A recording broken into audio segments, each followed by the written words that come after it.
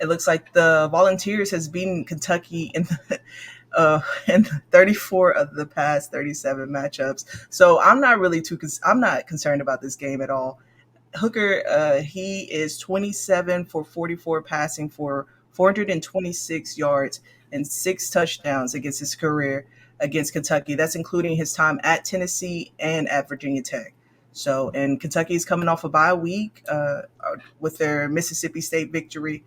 And so I'm going to have to go with Tennessee on this. I mean, the Volunteers, they're riding high right now. I don't see any concerns coming into this game. And against UT Martin, Hooker was solid as well as the backup. So I'm definitely going to have to go with Tennessee on this. What about you, EG? So you guys heard what Disney just said. She's not worried. My only fear is that Tennessee is looking ahead to the Georgia matchup. Don't skip over Kentucky.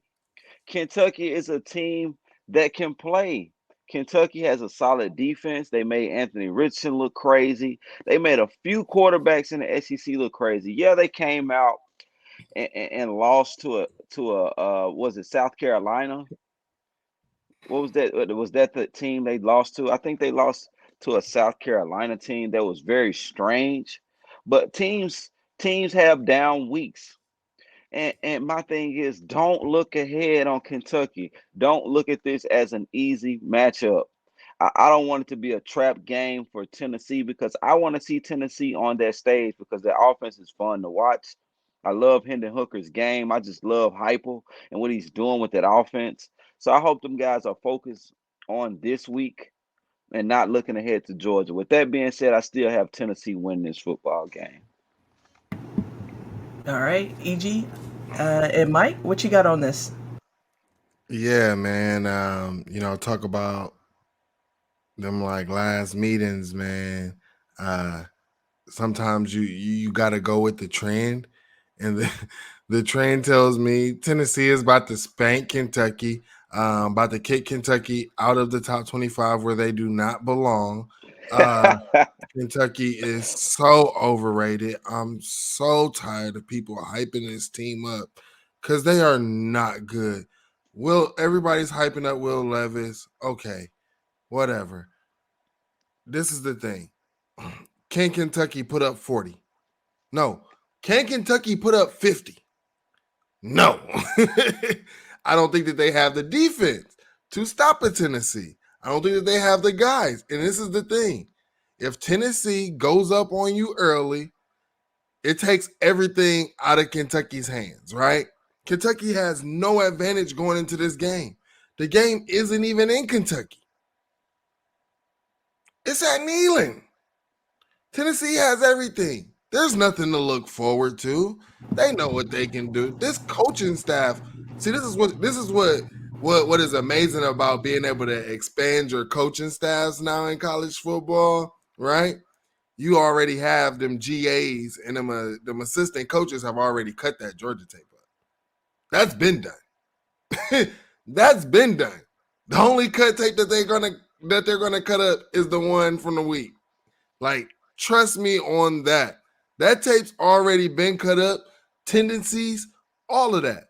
You ain't even got to look at it. Just make sure it's printed out, But once they go ahead and get up on Kentucky by 2 scores in the first half, the game's over with, bruh.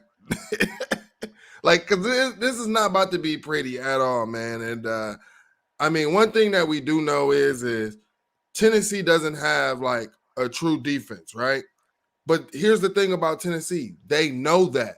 That's why they do what they do on offense, because they know that. So Tennessee has to score on every possession, especially. I know, EG, you keep saying we're looking too far ahead, but look, we got to score on every possession. This is practice going into Georgia week. Also, bro, Kentucky. after last year, they have no reason to look ahead. I mean, Will Levis They're is still hungry. Will Levis is a high NFL prospect. The only thing he suffers from is not having that many great athletes around him. They said the same thing about Spencer Rattler, bro. No, this They has did been the say that second straight. Spencer. This has been the They second said straight year on the hype about Levis. This is 2 consistent years of him being hyped up. Spencer Rattler, he was hyped up this, last year. I but he's not promise you. hyped up this He was season. he was hyped up this season, preseason. Spencer Rattler is 5-2, by the way, on the year. He was He's hyped up, A&M. and his QBR is terrible. Go Yeah. look at it. Go look at it. It is terrible. Trash. But he was hyped up. He was actually, and the reason why I know EG is because he was put ahead of CJ Stroud. Yeah, that was a bit ridiculous. But when you lead your conference in passing yards, touchdown, and QBR, I mean, that's what happens. Who leads their conference in that? Spencer Rattler led the Big 12 and passing yards, touchdowns, and all Last that. year? Oh, maybe his first year. Last year it was last his year? first year. Well, yeah, it was last year. No, I Yeah, promise yeah, you it he didn't. was. I'll have to go look that one up. Let's look it up now. I will Let's look it up. definitely go look that up.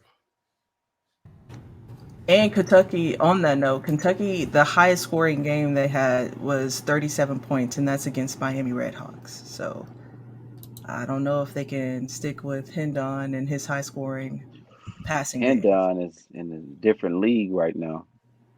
Even the backup quarterback, I tell you.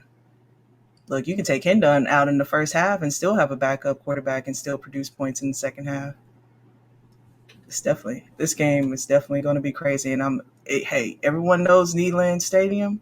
It's a whole different environment. Hopefully we don't rush the field this time. Take down these goalposts. There is no need for that. So No need. Okay.